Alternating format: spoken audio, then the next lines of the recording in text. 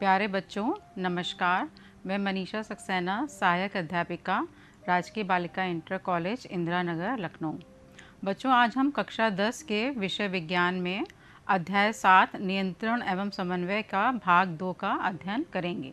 इसके पहले बच्चों हम लोग ने जो भाग 1 पढ़ा था उसमें हमने पढ़ा था कि जंतुओं में नियंत्रण एवं समन्वय किस प्रकार से होता है।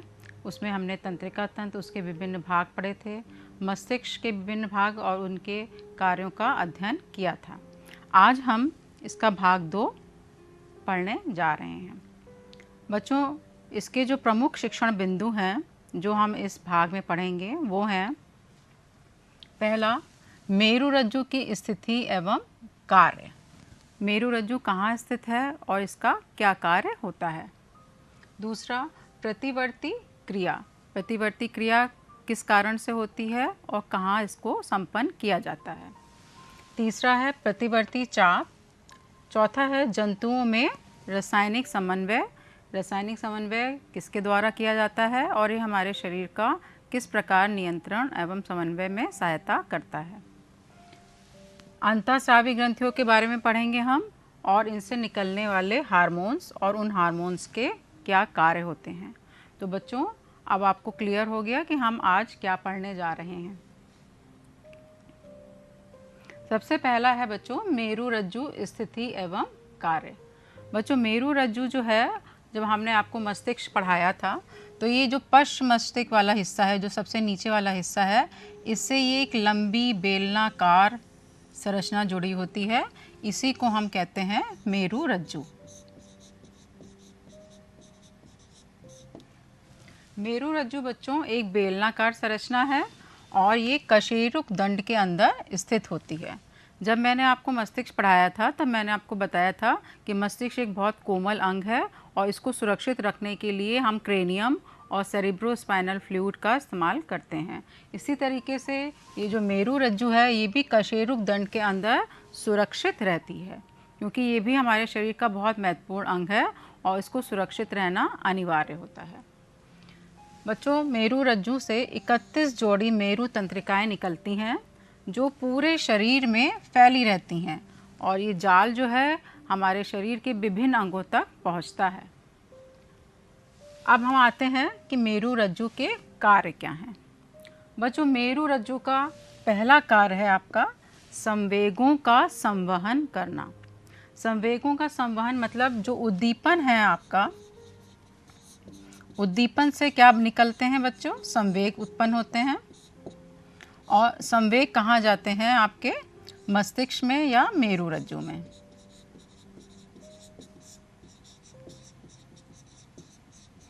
और इस तरीके से वापस मस्तिष्क से ये संवेग आते हैं और अनुक्रिया करते हैं। तो इस तरीके से मेरुरज्जु जो है ये संवेगों का संवहन में सहायता करता है और संवेगों को मार्ग प्रदान करता है कि संदेश जो हैं वो ग्राही अंगों से मस्तिष्क तक जाएं और मस्तिष्क से वापस कार्यकारी अंगों तक पहुँचें। दूसरा है अनैच्छिक क्रियाओं का नियंत्रण। बच्चों, ये हमने आपको बताया था कि अनैच्छिक क्रियाएं क्या होती हैं, जो हमारी इच्छा के अनुसार नहीं होती या जो हमारे नियंत्रण में नहीं होती हैं। तो इसमें जो है अनैच्छिक क्रियाओं का जो नियंत्रण है वो भी मेरुरज्जु ही करता है। इसके बाद है प्रतिवर्ती क्रियाओं का नियंत्रण केंद्र। बच्चों, प्रतिवर्ती क्रियाएं जो हैं अचानक अकस्मात होने वाली क्रियाएं हैं और इसका भी नियंत्रण केंद्र जो है वो मेरुरज्जु होता है। प्रतिवर्ती क्रियाएं जो हैं वो मेरुरज्जु में ही संपन्न होती हैं। आइए हम आगे पढ़ेंगे कि प्रतिवर्ती क्रिया क्या होती है। बच्चों, प्रतिवर्ती क्रिया जो है ये पर्यावरण में किसी घटना की अनुक्रिया के फलस्वरूप अचानक हुई क्रिया है। इसको हम प्रतिवर्ती क्रिया कहते हैं। इसका बच्चों बहुत अच्छे उदाहरण है। इसमें पहला उदाहरण है जैसे किसी गर्म वस्तु को स्पर्श करने पर हाथ शीघ्रता पूर्वक हटा लेना। दूसरा, सुई का हाथ में चुभना और उस अंग को आप तुरंत हटा लेते हैं। और तीसरा है कोई स्वादिष्ट वस्तु आप देखते हैं या मिठाई देखते हैं तो आपके मुंह में लार आ जाती है, मुंह में पानी आ जाता है। तो इस तरीके से ये जो तीनों क्रियाएं हैं ये अति शीघ्र होती हैं और इनको करने में बिल्कुल भी समय नहीं लगता, ये अत्यंत तेज क्रियान्वित होती हैं। इसके लिए देखिए इसमें मस्तिष्क की कोई भूमिका नहीं होती। तो प्रतिवर्ती क्रियाएं जो हैं वो केवल मेरु रज्जु द्वारा ही संपन्न की जाती हैं। इसका आपको 3 उदाहरण मैंने दिए हैं। और इसका जो पथ है इसको हम कहते हैं प्रतिवर्ती चाप। तो प्रतिवर्ती चाप क्या है? जो प्रतिवर्ती क्रिया है वो किस प्रकार होती है, वो क्या मार्ग अपनाती है, वो क्या पथ अपनाती है, उसको हम कहते हैं प्रतिवर्ती चाप। तो प्रतिवर्ती क्रियाओं को दर्शाने वाला जो मार्ग है वो कहलाता है प्रतिवर्ती चाप। पूरे शरीर में हमारी तंत्रिकाएं मेरु रज्जु से मस्तिष्क को जाने वाले रास्ते में एक बंडल में मिलती हैं। देखिए ये है मेरु रज्जु का अनुपस्थ काट और ये एक बंडल के रूप में यहाँ पे तंत्रिकाएं जुड़ी होती हैं। प्रतिवर्ती चाप इसी मेरु रज्जु में बनते हैं। बच्चों अभी हम इस डायग्राम से समझेंगे कि प्रतिवर्ती चाप किस प्रकार बनते हैं। प्रतिवर्ती चाप जैव विकास की प्रक्रिया में दश कार्य प्रणाली के रूप में विकसित हुआ है। बच्चों ये बहुत रोचक बिंदु है।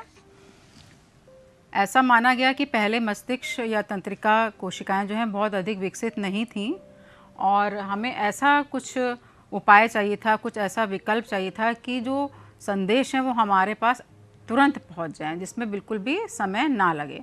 जैसे मान लीजिए हम कोई गर्म वस्तु छूते हैं और वो संदेश मस्तिष्क तक पहुँचे, मस्तिष्क से फिर हमारे कार्यकारी अंगों तक पहुँचे, तो उसमें बहुत लंबा समय लग जाता है और हमारा हाथ जल सकता है। तो हमको ऐसा विकल्प चाहिए था कि हम उस कार्य को शीघ्रतापूर्वक कर लें बिना मस्तिष्क तक संदेश पहुंचाए। तो इसलिए ये जैव विकास की प्रक्रिया में ये जो प्रतिवर्ती चाप है ये एक दक्ष कार्य प्रणाली के रूप में विकसित हुआ है।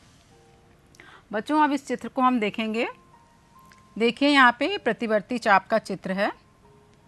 इसमें ये ग्राही अंग है, जैसे यहाँ पे है त्वचा। ये कोई गर्म वस्तु हमने हाथ में छुई, ऊष्मा का हमें दर्द का एहसास हुआ और ये संदेश संवेदी तंत्रिका के माध्यम से होता हुआ यहाँ मेरु रज्जु में आ गया।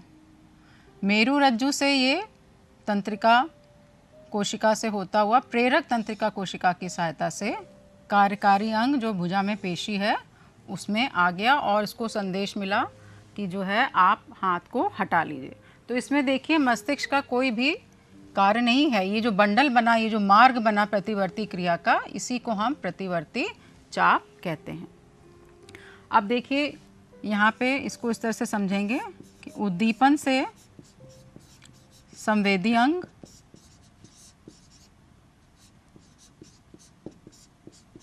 संवेदी अंग से संवेदी तंत्रिका के माध्यम से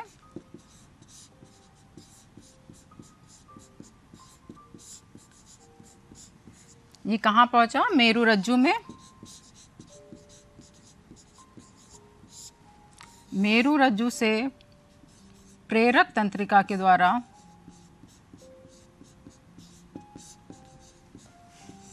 ये पहुँचा हमारे कार्यकारी अंग में। तो इस तरीके से ये जो पथ है, ये जो मार्ग है, इसी को हम प्रतिवर्ती चाप कहते हैं और प्रतिवर्ती क्रियाओं को हम प्रतिवर्ती चाप द्वारा ही दर्शाते हैं। आइए अब हम आगे चलते हैं। यहाँ पे आपका जंतुओं में जो तंत्रिका तंत्र था वो समाप्त होता है आपका, जिसमें मस्तिष्क और मेरु रज्जु आते हैं। बच्चों हमने आपको बताया था कि जंतुओं में जो नियंत्रण और समन्वय है वो 2 प्रकार से होता है, एक तो तंत्रिका तंत्र के द्वारा और दूसरा रासायनिक समन्वय। तो अब हम जंतुओं में रासायनिक समन्वय के बारे में पढ़ेंगे। बच्चों ये रासायनिक समन्वय अंतःस्रावी ग्रंथियों, जिसको हम एंडोक्राइन ग्लैंड्स कहते हैं, इससे निकलने वाले विशिष्ट रसायनों के द्वारा होता है। उन रसायनों को हम हार्मोन्स कहते हैं। अब आपके मन में प्रश्न उठता होगा कि रासायनिक समन्वय की आवश्यकता क्यों है? जब हमारे शरीर में एक विकसित तंत्रिका तंत्र है, पेशीय तंत्र है, तो हमें रासायनिक समन्वय की आवश्यकता क्यों पड़ी? बच्चों इसका कारण ये है कि जो तंत्रिका कोशिका द्वारा जो नियंत्रण और समन्वय है उसका प्रभाव क्षेत्र बहुत सीमित होता है और केवल उन्हीं अंगों तक रहता है जहाँ पे वो तंत्रिका कोशिका पेशी तंत्रिकाओं से जुड़ी हो। तो हमें कुछ ऐसा चाहिए कि कुछ क्रियाएं जो हैं बहुत तीव्र होती हैं, ज़्यादा ऊर्जा की आवश्यकता होती है, तो हमें कुछ ऐसी व्यवस्था चाहिए, कुछ ऐसा विकल्प चाहिए जो तंत्रिका तंत्र से अलग हो, जिससे जो है जो भी इन्फॉर्मेशन, जो भी संदेश है वो पूरे शरीर तक शीघ्र फैल जाए और सारे अंग तक हम उस क्रिया को देख सकें। तो उसके लिए हमारे शरीर में ये रासायनिक समन्वय की व्यवस्था है। और ये किसके द्वारा होती है? अंतःस्रावी ग्रंथियों के द्वारा। अब बच्चों, अंतःस्रावी ग्रंथियाँ क्या हैं? अंतःस्रावी ग्रंथियाँ नलिका विहीन ग्रंथियाँ हैं जो अपने स्रावण को सीधे रक्त में प्रवाहित कर देती हैं। और ये स्रावण वो किसका करती हैं? विशेष प्रकार के रसायन होते हैं जिनको हम हार्मोन कहते हैं। तो हमारे शरीर में जो रासायनिक समन्वय है वो इन्हीं हार्मोन्स के द्वारा होता है। बच्चों, हार्मोन्स बहुत इम्पॉर्टेंट हैं, बहुत आवश्यक हैं हमारे शरीर के लिए, और इनके विशिष्ट प्रभाव शरीर के विभिन्न अंगों पर पड़ता है। हर एक हार्मोन का अपना एक विशिष्ट कार्य है और विशिष्ट अंग उससे प्रभावित होता है। हार्मोन्स जो हैं वो रासायनिक संकेत शरीर के विभिन्न कोशिकाओं तक शीघ्र पहुंचा दिए जाते हैं। और इस तरीके से अगर हमें कोई भी प्रभाव देखना है, उसका प्रभाव ज़्यादा क्षेत्र में, व्यापक क्षेत्र में हमें हार्मोन्स के द्वारा दिखाई देता है। बच्चों, एक और विशेषता है इन हार्मोन्स की कि इनका कार्य क्षेत्र अलग होता है इनके निर्माण क्षेत्र से। मतलब जिस अंग में ये बनते हैं वहाँ ये प्रभाव नहीं दिखाते, उससे दूर हटके दूसरे अंगों पे अपना प्रभाव दिखाते हैं। जैसे कि पिट्यूटरी ग्रंथि है बच्चों, ये हमारे मस्तिष्क में होती है। मस्तिष्क में इस हार्मोन का स्रावण होता है, लेकिन जो उसका प्रभाव है वो शरीर के अन्य अंगों जैसे हाथ है, पैर है, उस पे हमें दिखाई देता है। तो ये भी एक विशिष्टता है हार्मोन्स की कि इनका जो निर्माण क्षेत्र है और जो कार्य क्षेत्र है वो अलग अलग होता है। बच्चों, हार्मोन का जो स्रावण है वो परिशुद्ध मात्रा में हमें चाहिए होता है। परिशुद्ध का मतलब बच्चों क्या है? कि ना बहुत कम और ना बहुत ज़्यादा, एक सीमित मात्रा में हमें हार्मोन्स की आवश्यकता होती है। और इस क्रिया को करने के लिए पुनर्भरण प्रक्रिया होती है। पुनर्भरण क्रियाविधि के द्वारा हार्मोन्स का नियंत्रण होता है कि किस समय और कितनी मात्रा में हमें कौन सा हार्मोन निकालना है, उस परिस्थिति में हमें क्या उपाय करना है, इसको हम पुनर्भरण क्रियाविधि कहते हैं। जैसे मान लीजिए इंसुलिन हार्मोन है जो हमारे शरीर में जो रक्त में जो शर्करा है उसका नियंत्रण करता है। अगर हमारे शरीर में जो रक्त है उसमें शर्करा की मात्रा अधिक हो जाए तो ये इंसुलिन हार्मोन ज़्यादा मात्रा में निकलने लगेगा, और अगर रक्त में शर्करा की मात्रा कम हो जाए तो ये कम मात्रा में निकलने लगेगा। तो ये पुनर्भरण क्रियाविधि के द्वारा हार्मोन्स का स्रावण नियंत्रित होता है कि किस समय में और कितनी मात्रा में हमें उस हार्मोन्स को स्रावित करना है। तो बच्चों, आपने देखा ये जंतुओं में रासायनिक समन्वय अंतःस्रावी ग्रंथियों द्वारा निकाले गए विशिष्ट रसायन हार्मोन के द्वारा होता है। हार्मोन्स जो हैं वो विशिष्ट प्रभाव दिखाते हैं शरीर के विभिन्न अंगों पर, और इनके द्वारा रासायनिक संकेत शरीर के विभिन्न कोशिकाओं तक शीघ्र पहुंच जाते हैं। इसके अलावा इनका निर्माण क्षेत्र और इनका कार्य क्षेत्र अलग अलग होता है। जहाँ ये बनते हैं उससे दूर जाके वो अपने प्रभाव को दिखाते हैं। और अंत में है पुनर्भरण क्रियाविधि, जिसके द्वारा हार्मोन्स की मात्रा और समय निश्चित किया जाता है कि किस समय हमें कितना हार्मोन और कितनी मात्रा में निकालना है। आइए बच्चों, अब हम देखते हैं कि हमारे शरीर में कौन कौन सी अंतःस्रावी ग्रंथियाँ पाई जाती हैं। मनुष्य में देखिए बच्चों 8 प्रकार की अंतःस्रावी ग्रंथियाँ पाई जाती हैं। पहला है पीयूष ग्रंथि। बच्चों, इसको मास्टर ग्रंथि भी कहते हैं, मास्टर ग्लैंड। मास्टर ग्लैंड क्यों कहते हैं? क्योंकि ये जो अन्य अंतःस्रावी ग्रंथियां हैं जो हमने नीचे लिखी हैं, इन सब को भी नियंत्रित करता है। तो इस तरह से जो पीयूष ग्रंथि है ये मास्टर ग्रंथि है हमारे शरीर की। इसके बाद है थायराइड ग्रंथि, तीसरा पैराथायराइड, चौथा थाइमस ग्रंथि, पांचवा अधिवृक्क ग्रंथि, छठा पैनक्रियाज या अंगनाशय और सातवां है वृषण और अंडाशय। ये हमारे जनन अंग में पाए जाते हैं और ये द्वितीयक लैंगिक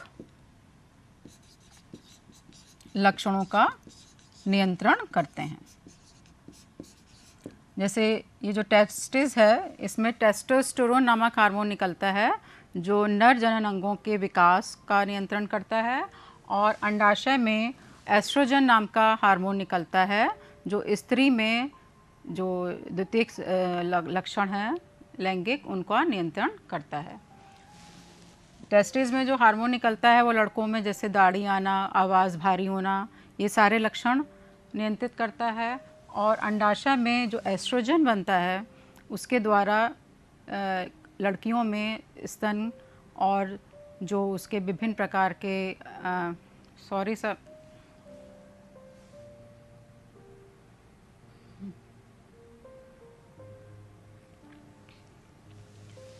देखिए बच्चों, वृषण में जो टेस्टोस्टेरोन बनता है वो नर के जो द्वितीयक लैंगिक लक्षण है उनको नियंत्रित करता है, जैसे दाढ़ी आना और आवाज़ भारी होना।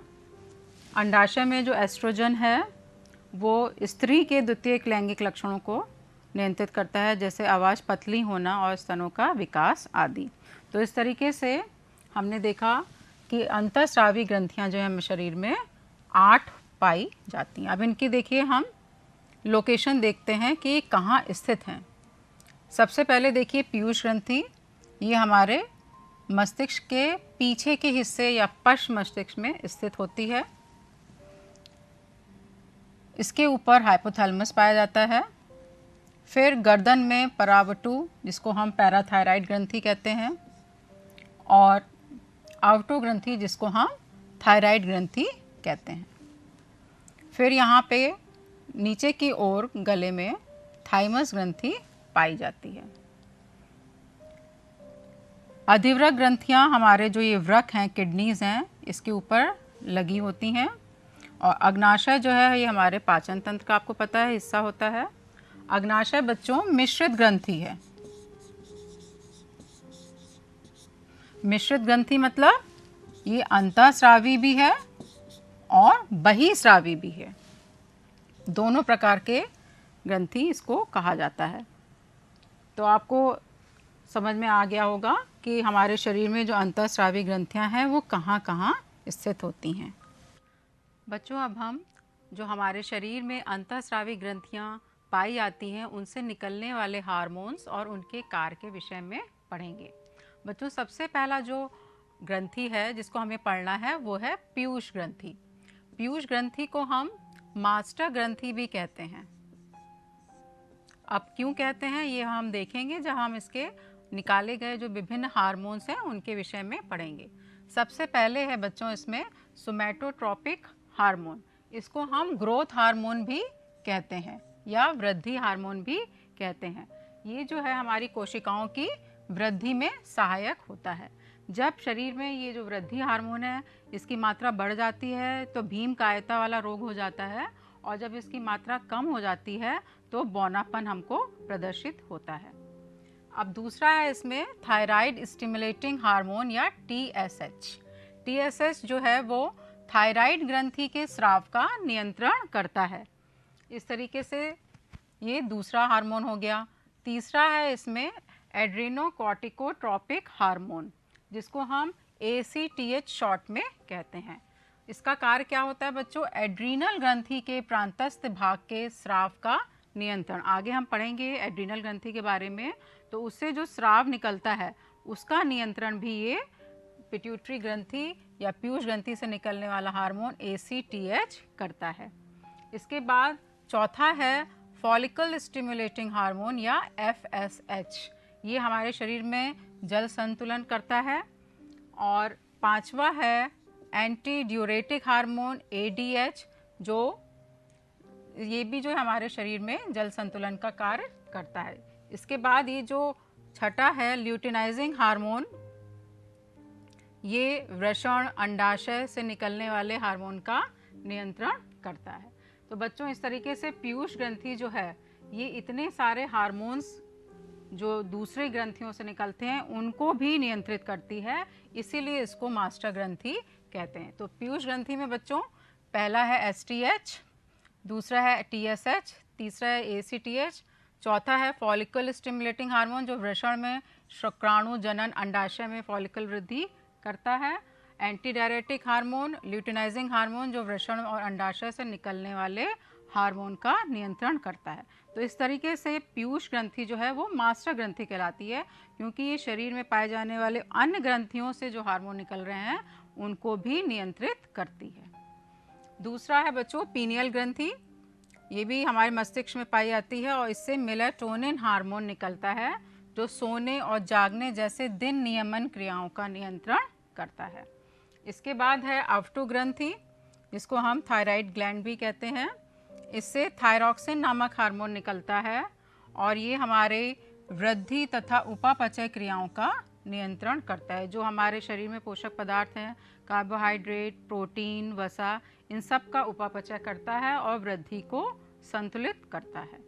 बच्चों ये थायरॉक्सिन हार्मोन में आयोडीन की बहुत अधिक आवश्यकता होती है। थायरॉक्सिन हार्मोन के लिए आयोडीन अति आवश्यक है और भोजन में अगर हम आयोडीन कम लेंगे तो इसकी मात्रा कम हो जाती है और घेंगा रोग हो जाता है।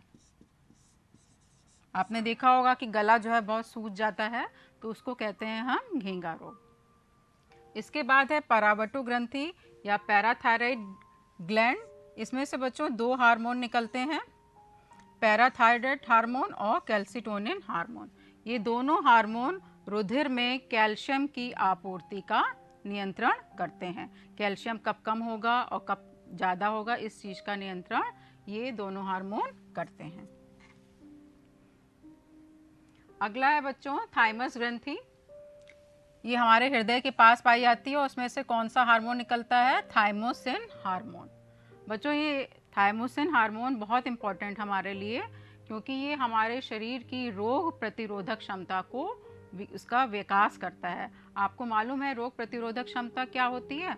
रोग प्रतिरोधक क्षमता मतलब रोगों से लड़ने की क्षमता।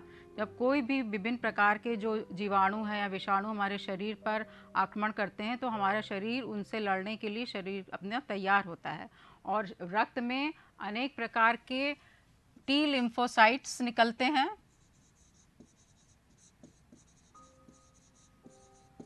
और एंटीबॉडी निकलती हैं। इन एंटीबॉडीज़ के कारण ही हम रोग से लड़ने में सक्षम हो पाते हैं। तो ये बहुत इम्पॉर्टेंट इसका थाइमोसिन हार्मोन का कार्य है रोग प्रतिरोधक क्षमता का विकास करना। इसके अलावा बाल्यावस्था में जननांगों का विकास करना। अग्नाशय, अग्नाशय में दो हार्मोन निकलते हैं, ग्लूकागन और इंसुलिन। इसमें देखिए दो कोशिकाएं होती हैं अग्नाशय में, लैंगरहैंस की दीपिकाएं। अल्फा सेल से ग्लूकागन निकलता है और बीटा सेल से इंसुलिन हार्मोन निकलता है। इन दोनों हार्मोन का कार्य होता है रक्त में शर्करा की मात्रा को नियंत्रित करना। बच्चों आपने सुना होगा कि इंसुलिन के इंजेक्शन लगाए जाते हैं। वो क्यों लगाए जाते हैं? जब इंसुलिन की कमी हो जाती है तो रक्त में शर्करा की मात्रा बढ़ जाती है, जिसको हम ब्लड शुगर या डायबिटीज़ कहते हैं, और इसको हम हिंदी में कहते हैं मधुमेह रोग हो गया। तो इस तरह से इंसुलिन हार्मोन हमारे शरीर में शर्करा की मात्रा को मेंटेन करता है और इसकी कमी से जो है मधुमेह रोग हो जाता है, जब हमारे रक्त में शर्करा की मात्रा बढ़ जाती है। इसके बाद है बच्चों अधिवृक्क ग्रंथि। ये जो वृक्क है हमारे उसके ऊपर दोनों होते हैं। इसके दो भाग होते हैं, कॉर्टेक्स और मेडुला। कॉर्टेक्स में कॉर्टिसोल हार्मोन होता है जो पोषक पदार्थों का उपापचय और लवण का पुनः अवशोषण करता है, जो कि मूत्र निर्माण के समय होता है। इसके अलावा मेडुला में दो हार्मोन पाए जाते हैं, एड्रिनलिन और नॉर एड्रिनलिन। एड्रिनलिन और नॉर एड्रिनलिन का कार्य होता है संकटकालीन परिस्थिति में, चाहे वो कोई आघात हो, चाहे वो कोई वस्तु हो या कोई भय हो, उसके लिए हमारे शरीर को वो तैयार करता है। अब ये कैसे कार्य करता है एड्रिनलिन?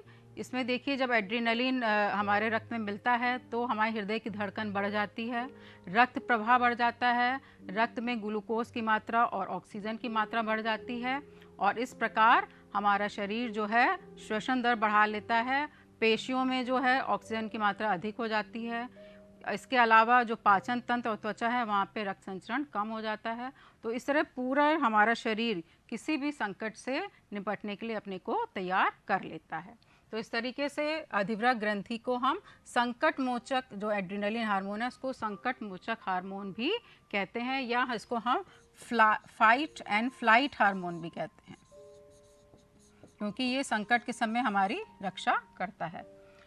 अंत में है बच्चों अंडाशय, जो मादा में पाया जाता है। इसमें 3 हार्मोन है, एस्ट्रोजन, प्रोजेस्टेरोन और रिलैक्सिन। एस्ट्रोजन मादा में द्वितीयक लैंगिक लक्षणों का विकास करता है और उनको नियंत्रित करता है। प्रोजेस्टेरोन स्तन वृद्धि, गर्भाशय में होने वाले परिवर्तनों का नियंत्रण करता है।